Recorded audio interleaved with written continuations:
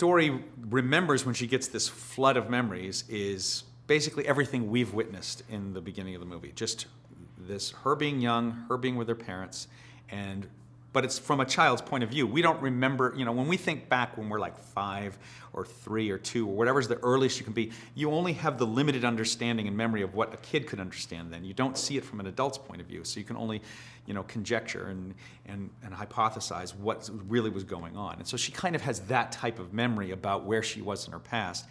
And then the subsequent years of her just traveling the ocean and just those limited memorable moments. And of course she's going to remember a little bit more the older she gets.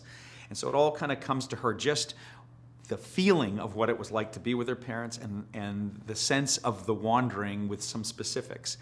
But it's just vague enough that she doesn't have a clear roadmap. She just has a destination. She has this one phrase. She has the jewel of Morro Bay, California.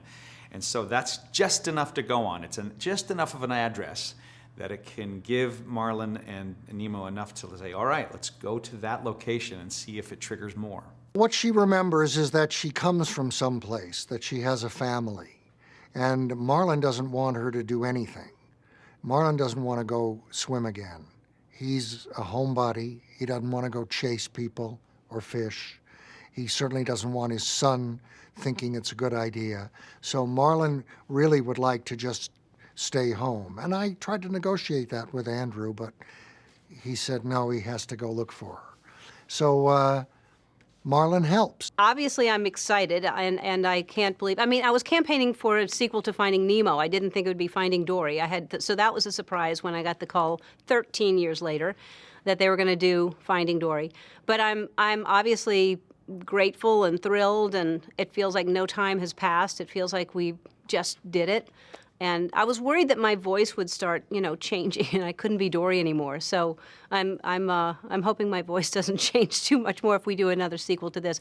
But I'm just elated that we're here talking about it and doing it. In Finding Dory, there are the themes of perseverance, overcoming the odds, finding the true meaning of family, and these all add the heart to Finding Dory.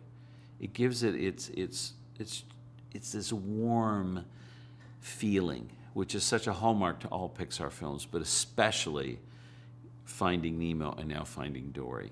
It's this incredible heart, but it's unique, it's different than Finding Nemo. Well, I think anybody who loved Finding Nemo is just going to have the greatest time watching Finding Dory. I think well, first of all, it's Dory, and it's Marlin, and they're back, in a big way, and the same I think the same sense of adventure that the story kind of told in Finding Nemo is pretty much there in spades in Finding Dory. There are some amazing adventures, funny and terrifying and just beautiful to watch.